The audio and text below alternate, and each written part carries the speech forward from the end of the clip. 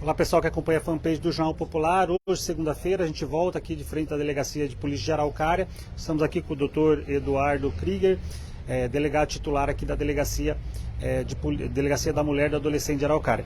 Doutor, bastante expectativa da população de Araucária com relação ao desvendar deste crime, desse assassinato da dona da Le Café.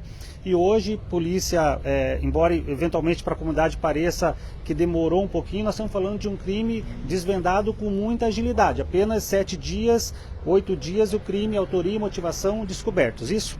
Exatamente. Na verdade, o crime já está solucionado já faz 3 dias, então foi solucionado em menos dias. Só que nós estávamos focados em localizar os autores do crime, né? E que, infelizmente, ainda a gente não achou, mas logo vamos achá-los e prendê-los. Doutor, e desde o início a linha de investigação era de crime passional, de feminicídio, e o que tem de novo, que talvez seja de surpreendente, é que Dirceu não agiu sozinho, foi o mentor intelectual do crime, mas que não contratou ninguém, e sim esse outro personagem envolvido é o filho dele de um primeiro relacionamento, é isso, né? Exatamente, essa é a novidade, né? Não foi o José Dirceu que executou a Rosélia, foi e pelas provas produzidas, a ponto que foi o filho dele, o indivíduo de nome Jonas. O Jonas era filho de um primeiro relacionamento. Pelo que o senhor me explicava, é um rapaz um senhor, já um homem de 39 anos. Os filhos em comum do casal, eles têm entre 30 e 20 anos. Então era de um relacionamento anterior, né? Exatamente. O Jonatas é de um relacionamento anterior, do José Dirceu a Rosélia, mas foi criado pela Rosélia. Ele era um enteado dela.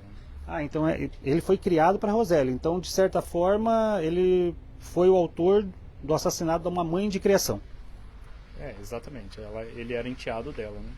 Doutor, o pessoal tem curiosidade em entender como é que foi a dinâmica desse crime. Pelo que as investigações apuraram, então, foi armada uma espécie de emboscada para a Rosélia para fazer a execução deste crime.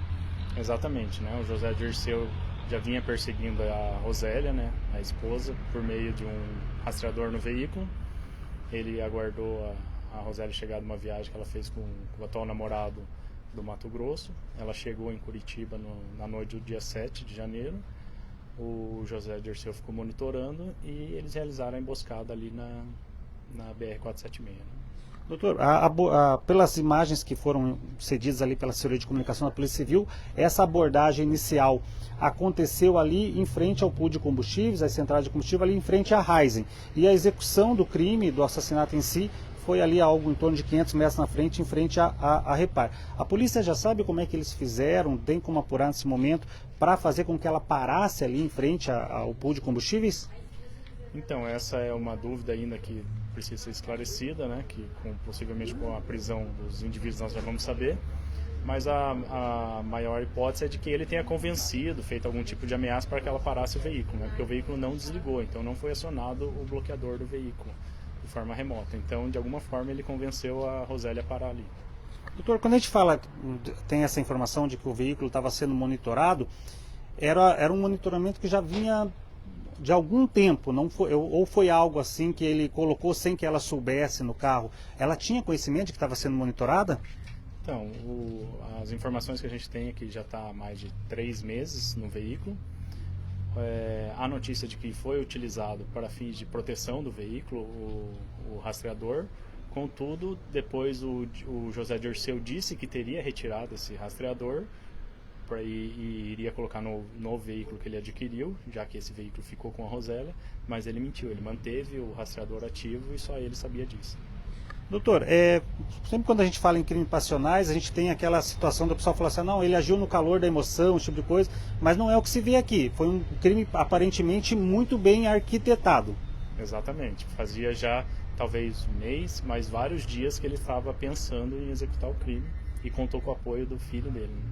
Doutor, hoje foram cumpridos mandados de busca e apreensão e também foi tentado o cumprimento do mandado de prisão preventiva de ambos. A prisão de ambos é preventiva decretada aqui pela Vara Criminal de Araucária a pedido do senhor.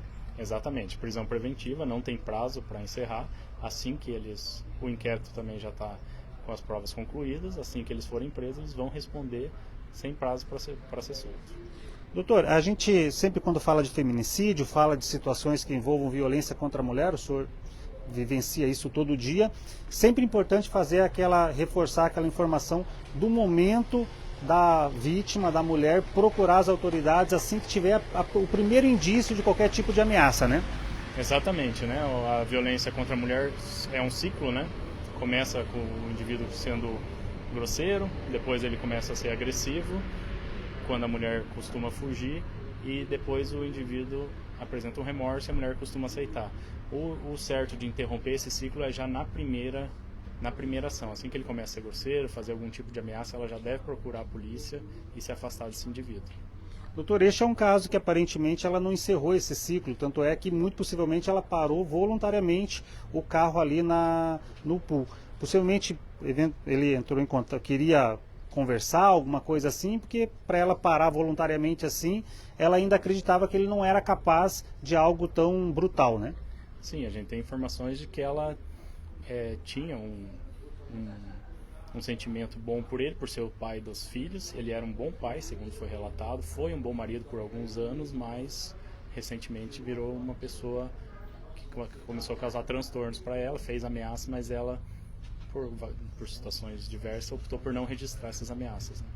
E se mostra agora, concluídas as investigações, um sujeito frio, inclusive participou do velório, recebeu as condolências pelas redes sociais, registrou inclusive o óbito dela, então se mostrou um sujeito frio após o crime. Extremamente frio. Eu estou há 15 anos na polícia e não tinha tido contato com um indivíduo tão frio assim, convivendo com os filhos, participando do velório da esposa, negando qualquer tipo de participação. Então é um indivíduo muito frio. Então, pessoal, essa foi uma conversa rápida que a gente fez aí com o Dr. Eduardo Krieger. Motivação e autoria desvendados aqui pela Delegacia da Mulher aqui de Araucária. Agora conclui inquérito, encaminha para o Ministério Público, é o responsável por oferecer a denúncia. O senhor está representando ele ambos por quais crimes? Eu representei tanto o Dirceu quanto o filho dele, o Jonas, por feminicídio, né, que é um homicídio qualificado. Legal.